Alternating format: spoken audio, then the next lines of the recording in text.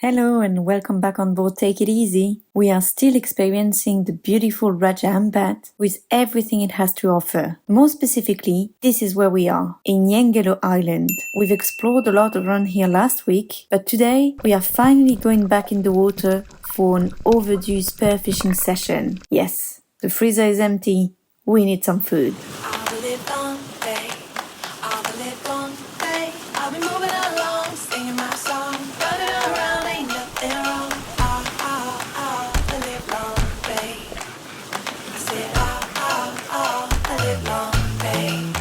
It's been a while, but guess what we're doing this afternoon? We're trying to go for a spearfishing session. Instead of going left when we are exiting this bay, we are going to go right because this is a space where, well, the coral is a bit less beautiful, so there's less people coming to dive there. And we saw quite a few coral trouts and other things that are decent size that hopefully we can spear. So yeah, we're going to give it a go, try to see if we can catch anything. We picked rather later in the afternoon to avoid any people in the water because obviously if we see any snorkeler, any divers or whatsoever, we're not spearfishing, it's too risky. Hopefully everybody's gone, there's some fish waiting for us and we can have something for dinner.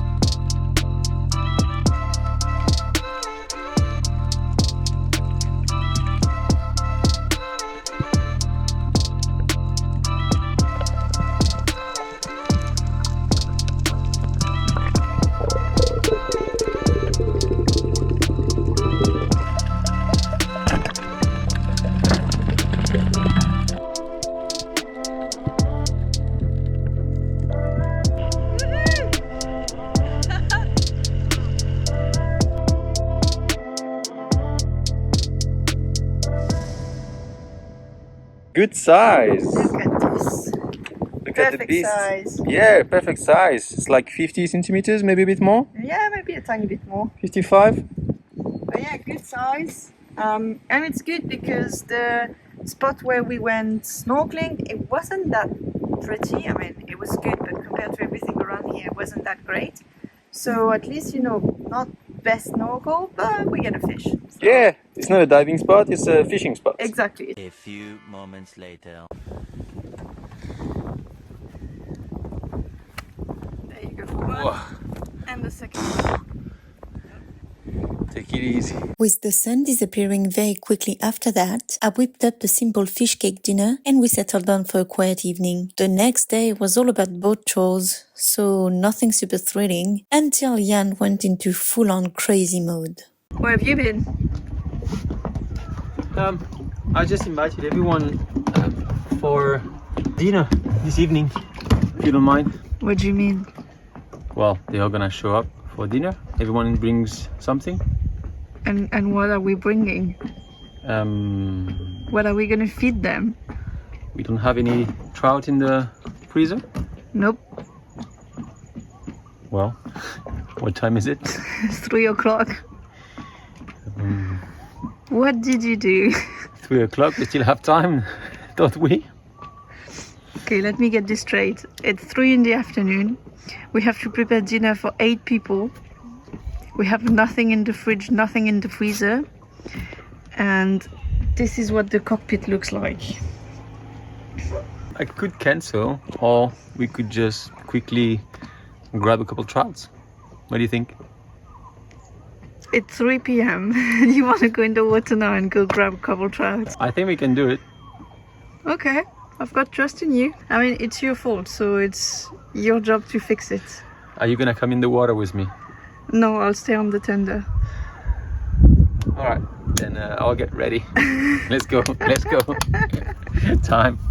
Well, with a typical act first, think later behavior, I'll let him get in the water to do the grocery shopping. On the list, I need at least 2 big fish, so over 55 centimeters, to feed everyone.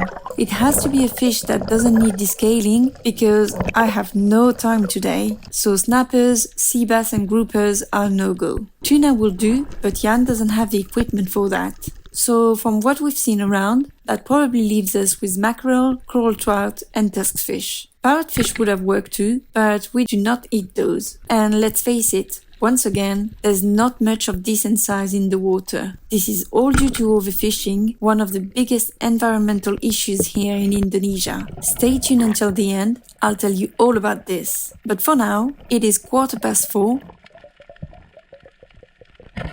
And we have the first coral trout big enough to feed 4 people. Come on, one more and we can go home.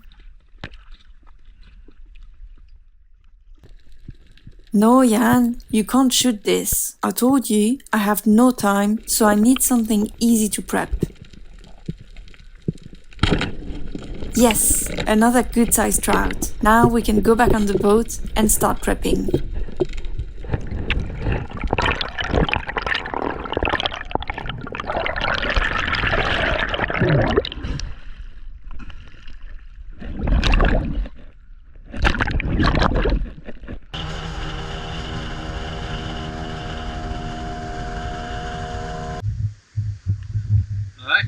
What are the names?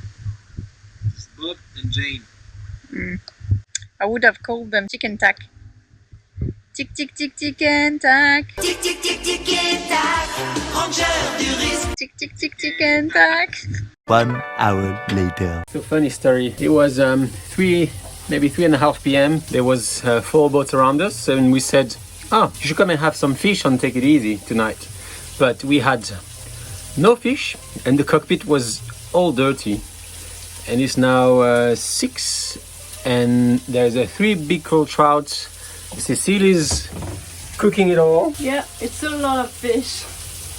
Yeah, look at all that cooking. 6 p.m. and we've managed to get all the fish and all the cockpit clean. And Cecily's cooking it all even though it's super hot. I'll arrange all the exterior. Maybe I'll show you. Yeah, so the exterior is ready. Now we just need everyone to come, and I think Pato is coming. Consult, and they won't prescribe them without talking to a previous doctor. Like, they're very, very strict. Yeah, this was weird. It was really weird. What a great evening in great company. And the food was delicious. So we just had a feast tonight. How was it? It was really, really good. Everybody brought something.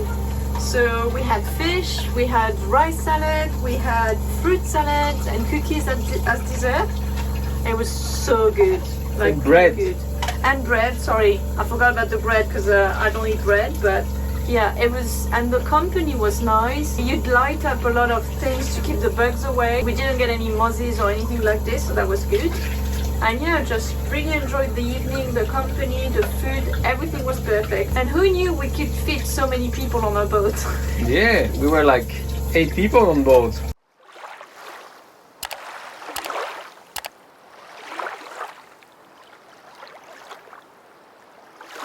Alright, let's chat about overfishing. It's the big reason why our ocean buddies are struggling. You walk into a seafood market, looks full, right? But surprise, there's a hidden crisis. Fewer fish every year. Overfishing? Yep, that's when we fish faster than stocks can bounce back. Globally, a third of fisheries are going haywire, and in Indonesia, it's a whopping 90% of fish stocks fully maxed out. Indonesia catches today 4 times as much fish as in 1980 for a population that has less than doubled. This is all thanks to subsidies making fishing more attractive with lower fuel prices and tax deductions, for example. But it's not just about marine life. Billions rely on seafood for proteins, and fishing is the principal livelihood for 7 million people in Indonesia only. So we can't simply just stop, because regular folks like these fishermen, they're feeling the heat already. But hey, there's a glimmer of hope. One of the best solutions is declaring certain waters marine protected areas. Raja Ampat is often listed as a successful example, which explains why it's the most biodiverse region on the planet, even though we find that fish size hasn't fully recovered. Also, remember that shopping habits count as well. If we all decide suddenly we want bluefin tuna, then we're going to drive overfishing in the market. And even more so if we all decide we are willing to pay a lot for it. So what can we do? First, choose sustainable seafood, look for the blue label, and take a pass on the rest. Non-sustainable means that they are overfished or they are caught or farmed in ways that harm other marine life or the environment. Take, for example, industrial shrimp trawling in tropical water, which is the leading offender in the capture of bycatch, one of the leading threats to turtles, dolphins, and other marine species. Second, you need to buy local. There is nothing less sustainable than a fish that has crossed the planet to end up on your plate. Research seafood calendars in your region. Fish have their breeding period, so we should avoid catching them at that time. Avoid or decrease your consumption of overfished species like tuna, sharks, and halibut, for example. Break the pattern and be an adventurous consumer. Eat diverse. One of the greatest impacts on our marine ecosystem has been the persistent demand for specific types of fish. Diversification is the key. Captain America. Where are we going? Captain America. We are going to Pef, which is a private owned island, so you're not allowed to anchor there. There's a resort and they've put 2 mooring buoys. So I hope there's room because we are 2 cats going there. So if there's 1 mooring already taken, we are screwed. So hopefully we are both free and we are good to go. But that's not gonna happen. Fingers crossed.